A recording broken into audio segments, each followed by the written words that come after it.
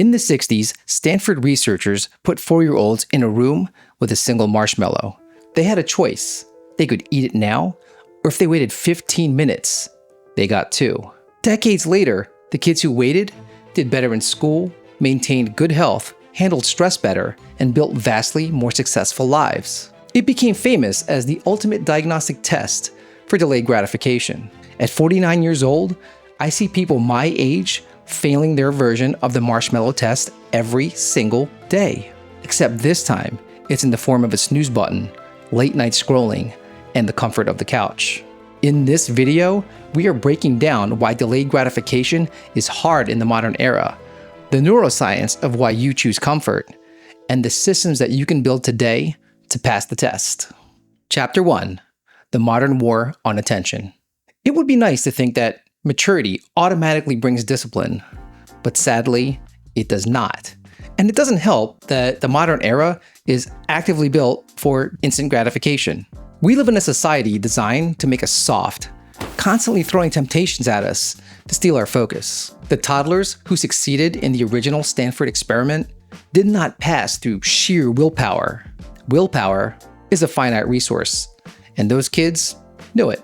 Instead, they actively distracted themselves. They covered their eyes, turned their chairs to face the wall, and looked away from the plate. They unknowingly engineered their environment because they understood that their biological impulses were too strong to fight head-on. As we reach middle age, our physical environment is actively working against us. We are surrounded by highly processed convenience meals, and we choose them because we're too busy. We skip the gym and we claim that we're too tired, or my favorite, it's too expensive. But the truth is, our attention is being micromanaged by everyone except ourselves. Stoic philosopher Seneca observed that people put so much energy into guarding their personal property, but when it comes to squandering time, they're wasteful, not realizing that this is where it is okay to be stingy. In middle age, time is our most precious, non-renewable resource. The real battle isn't with external distractions. It's with your internal standards. If you do not actively set a standard for your health, your time, and your focus, the world will be happy to set a low one for you. If you want to be exceptional, then you have to be an exception. So if you want to be in the top 1% of health and mindset, you have to do what the other 99% are refusing to do. Quick pause. If you're getting any value from this video, please do me a favor and hit like and subscribe. The goal right now is 500 subscribers, so I can add my Do Your Best Everyday Shop to this channel, and we are incredibly close. Chapter 2: The Biology of the Couch. If you find yourself constantly struggling to get off the couch, it is not entirely your fault. Your brain is hardwired to make you seek comfort and conserve energy. During the Pleistocene epoch, which is the millions of years during the Ice Age, conserving energy was the primary mechanism of human survival. Food was scarce, hunting was dangerous, and burning unnecessary calories was a literal death sentence. Your ancestors survived because they knew when to rest. But we do not live in the Pleistocene epoch anymore. We live in the Holocene epoch, post-Ice Age, where food is available on every street corner, and physical effort has been engineered out of our daily life. Inactivity, not starvation, has become the modern death sentence. When you choose the couch over the workout, your primitive brain genuinely thinks it is saving your life. It's trying to keep you safe and warm. But in the modern world, that biological preservation is a slow, silent decline. To fight this, you must actively engage your prefrontal cortex. This is the area of your brain responsible for focus, deliberate action, and long-term decision making. The best way to strengthen this is through education and physical challenge. But there is an interesting area of the brain that fascinates me even more. Neuroscience has identified a structure called the anterior mid-cingulate cortex. That's a lot of words. You can also call it the AMCC. What makes this area so fascinating is that it actually grows in physical size when you force yourself to do difficult tasks. So now there's a physical metric that we can measure. Every time you push through a brutal workout, fumble your way through learning a new instrument, or taking an ice cold shower, you are physically building a neurological resistance to instant gratification. You are literally training your brain to pass the marshmallow test. Chapter 3. There is no tomorrow. The most dangerous illusion we carry into middle age is the myth of tomorrow.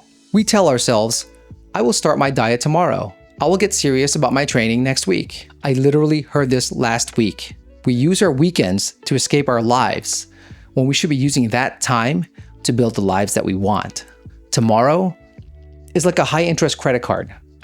The longer you wait to pay the balance, the heavier the debt becomes. We spend our lives waiting for a wave of inspiration to push us into action.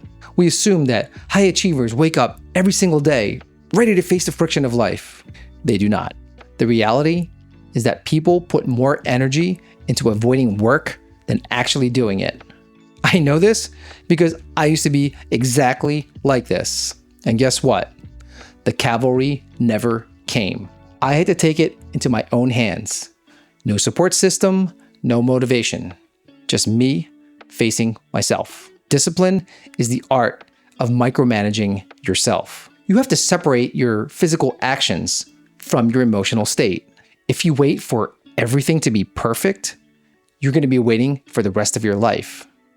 This is why we have to rely on systems, not feelings. Author and former Navy SEAL Jocko Willink famously wrote a book, Discipline Equals Freedom, and lives by the motto, every day is Monday.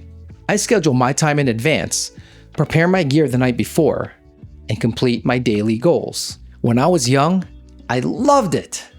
The energy, the enthusiasm. I always wondered why older people were so jaded and dejected.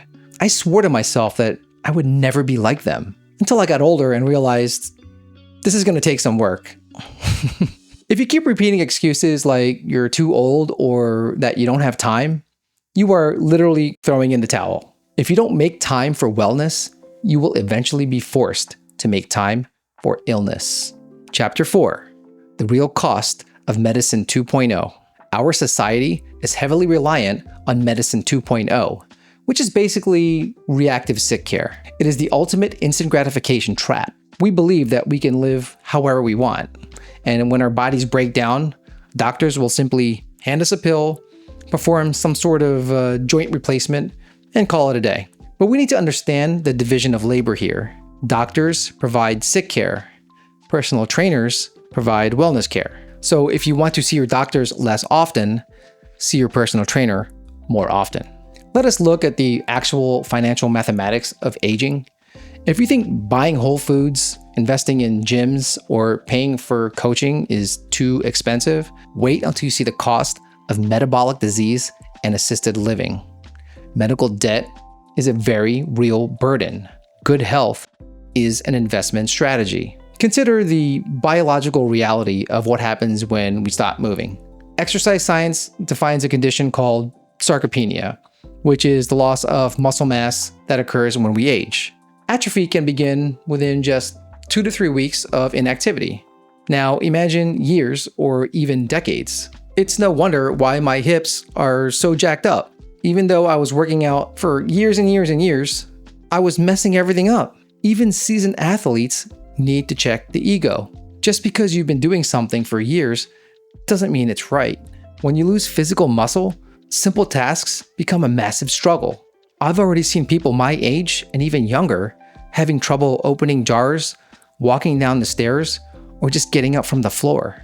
The good news is the solution is highly accessible. Data from longevity experts reveal that 90 minutes of exercise per week can reduce all-cause mortality by 14%. At 49 years old, I never stopped training. I do not have superior genetics. One of my parents always had a big belly, and the other one smoked for over 50 years.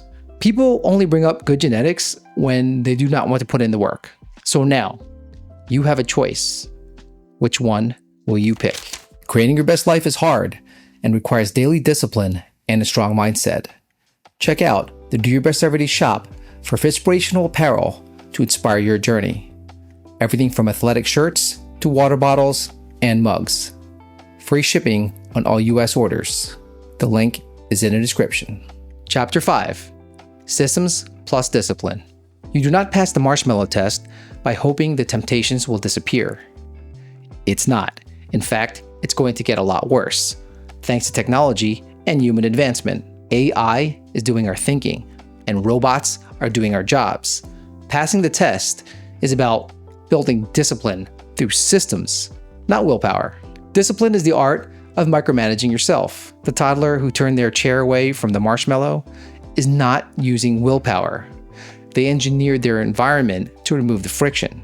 Here's an example of one of my systems. Every weekday morning, I do a couple of sets of push-ups, pull-ups, and body squats. I do this in my kitchen, where my pull-up bar is, and I do this while heating up my coffee. There is zero friction. I finish it off with a 10-minute mobility routine while the eggs are cooking. Oh, and I set up the mat the night before. This is roughly 15 minutes of exercise every morning, 5 days a week. I waste no energy thinking about what to do. I just do it. Your routine doesn't have to be exactly like mine. Maybe yours could be 10 minutes of meditation, or 10 minutes of reading an educational book, or 10 minutes of playing guitar. Think about your daily routines and create a system.